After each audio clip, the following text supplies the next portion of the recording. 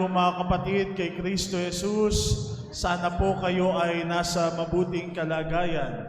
Tayo ngayon ay nasa ika-5 simbang gabi na. Kaya pa? Kaya natin tapusin? Kaya sa tulong at sa awa ng Diyos. Meron ulit tayong 3 tanong para mamigay nitong rosaryo galing sa Roma. Kagabi medyo nahirapan kayo sa mga tanong, Hindi ko alam ngayon kung mahihirapan pa rin. Unang tanong, sa panahon na kung saan namamasko ang mga bata sa kanilang mga ninong at ninang, anong salita na nagsisimula sa letter D, D as in dog, ang kanilang ginagawa?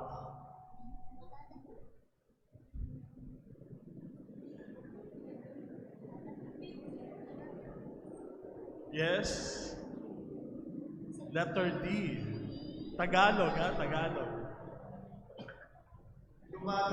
Dumadalaw. Very good, Palakpakan naman natin yung nakasagot, Hindi nyo nahulaan yun, yung letter D na yun.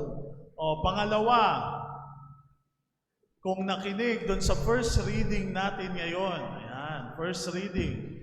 Sabi sa ating first reading ngayon, ano raw tanda ang ibinigay ng Diyos sa ating unang pagbasa? Sino pong nagtaas ng, lapitan nyo, nagtaas ng kamay. Yan.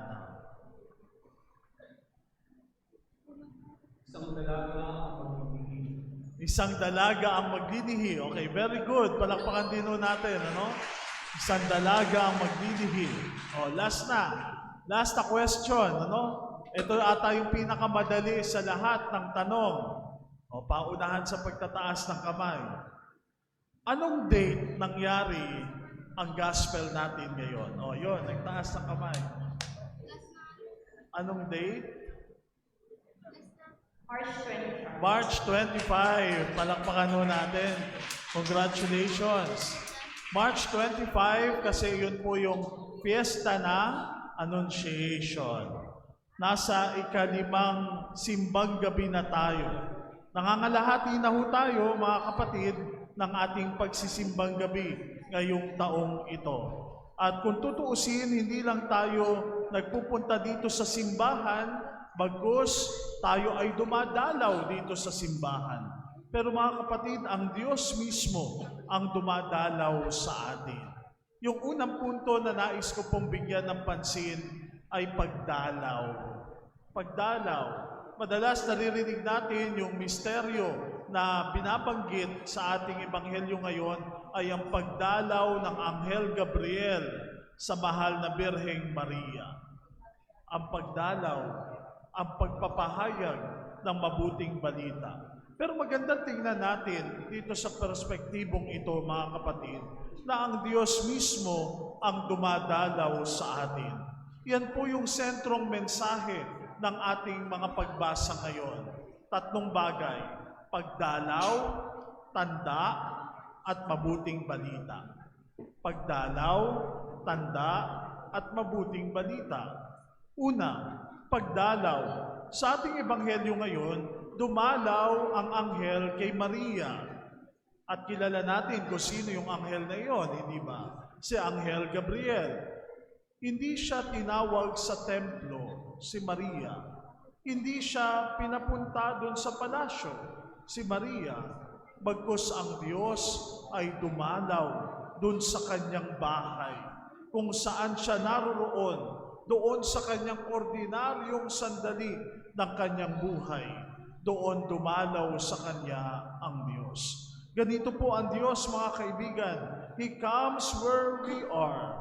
Hindi niya hinihintay yung perpektong sitwasyon na kinakailangan. Meron pang mga effects para dumating ang Panginoon.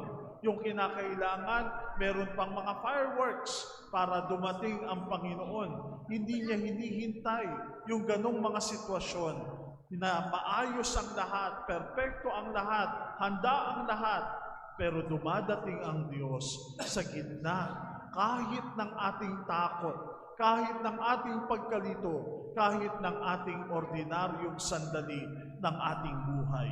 Kaya ang tanong, kapag tayo ang dumalaw naman sa ating kapwa-tao, paano naman tayo dumadalaw? May dala ba tayong pangunawa? May dala ba tayong presensya at malasakit? O dumadalaw tayo sa ating mga kakilala, sa ating mga kaibigan na may dalang reklamo, sama ng loob at bigat sa ating kalooban? Alam nyo, minsan mga kapatid, naalala ko yung isang kwento na minsan pinatawag ng principal yung isang magulang at doon sinabi nung magulang, doon sa principal, doon sa punong guro, bakit niyo po ako pinatawag? Sabi nung principal, pinatawag ko po kayo kasi yung anak niyo napakakulit, yung anak ninyo napakalikot, yung anak ninyo napakatigas ang ulo. Dito sa paaralan, hindi ko na alam kung ano ang aking gagawin. Hinarap ng nanay yung punong guro at ang sabi niya, Ma'am, sa bahay din po namin, malikot yung batang yan. Matigas din ang ulo ng batang yan. Ipinatawag ko ba kayo? Ko alam ko na-gets niyo yun, joke. Pero sa panahon natin ngayon, mga kaibigan, sa pagdalaw natin, sa pagpunta natin, maraming pagkakataon sa buhay natin, tayo ay dumadalaw. At sa pagdalaw natin, ano ang dala-dala natin? Kaakibat ng pagdalaw natin, halimbawa sa may sakit, nandoon yung ating pag-aaruga doon sa mga may sakit. Kaakibat ng pagdalaw natin doon sa kapatid natin na nangungulila ay yung pag-comfort natin sa kanya, sa kabila ng kaniyang mga pinagdaraanan. Sa pagdalaw natin, kahit halimbawa, doon sa mga puntod ng ating mga mahal sa buhay, dala-dala natin yung ating lungkot, subalit dala-dala din natin yung ating alaala doon sa kanilang nakaraan. Ito mga kapatid, yung diwa ng pagdalaw. At importante din po yan, kahit halimbawa araw ng linggo, kayo ay pumupunta dito sa simbahan. Bakit? Sapagkat tayo dumadalaw sa ating Panginoon. Tayo sumasamba sa Kanya. Tayo nagpupuri sa Kanya. Pero ano ang binabanggit sa atin, sa ating mga pagbasa ngayon? Akala natin tayo ang dumadalaw, pero ang Diyos pala, kahit sa ordinaryong sandali ng ating buhay, siya'y dumadalaw sa atin. Yun po yung unang punto. Pangalawa, tanda, signs. Diba, sabi sa ating unang pagbasa ngayon, inaalok ng Diyos si Haring Akas ng tanda, pero parang ayaw humiling ng tanda si Haring Akas sa ating unang pagbasa ngayon. Bakit? Kasi marahil takot siya na magtiwala sa Diyos. Pero kahit ayaw niya, nagbigay pa rin ang Diyos ng tanda. At ano yung palatandaan na yon? Maglilihi ang isang dalaga at siya'y manganganak ng isang lalaki at ito'y pangangalan ng Emmanuel. God is with us. Mga kapatid, minsan hindi rin tayo humihingi ng tanda sa ating Panginoon. Sanay tayo na magtiis, sanay tayo na mag-isa, sanay tayo na aasa lang tayo sa ating sarili, sa ating galing, sa ating kapangyarihan. Pero ang Diyos tapat. He still gives signs sa taong dumarating sa tamang oras, sa salitang tumatama sa puso, sa lakas na bigla nating nararamdaman. The sign is not always dramatic. Often it is silent, gentle, but real. The greatest sign is this, hindi tayo iniiwan ng Diyos. He is Emmanuel. Kaya nga napakaganda po nun mga kaibigan, na sa sandali na kung saan para tayong litong-lito at hindi malaman kung ano ang ating panghahawakan at kakapitan, pero sinasabihan tayo, ang pinaka-napakalaking tanda na ibinibigay sa atin ng Diyos, darating siya sa atin. Siya ang Emmanuel, kapiling natin, kasama natin ang Diyos. Yun po yung pangalawa. Pangatlo, mabuting balita. Ang daladala ng anghel ay mabuting balita. hindi masamang balita, hindi fake news, hindi kung ano na lamang balita, bagkus ang dala-dala niya, mabuting balita. Hindi pananakot, hindi kondisyon, hindi banta, kundi pangako. You will conceive and bear a son. Good news.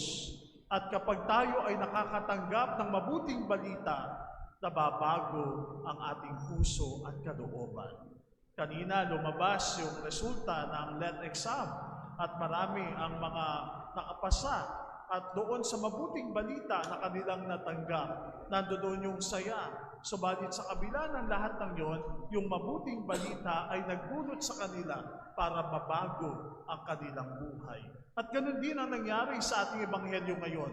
Nang ibalita ng Anghel Gabriel ang mabuting balita kay Maria, na bago ang kanyang buhay. Paano kaya mga kapatid, mamayang gabi, habang kayo natutulog, biglang dumating si Anghel Gabriel at sinabi sa iyo, Clang, matuwa ka, ikaw ay kalugod-lugod sa Diyos. Mabuting balita ang dala ng anghel. Pero nakahanda ba tayo doon sa mabuting balitang iyon? Maraming mga tao na ayaw ng mabuting balita. Maraming mga tao na mas pinaniniwalaan pa yung mga fake news. Maraming mga tao na mas gusto pa yung mga karahasan. Maraming mga tao na dito na lang ako kasi mas maganda. Pero yung mabuting balita, may kaakibat na katotohanan. At yung katotohanan ang siyang magpapalaya sa bawat isa sa atin.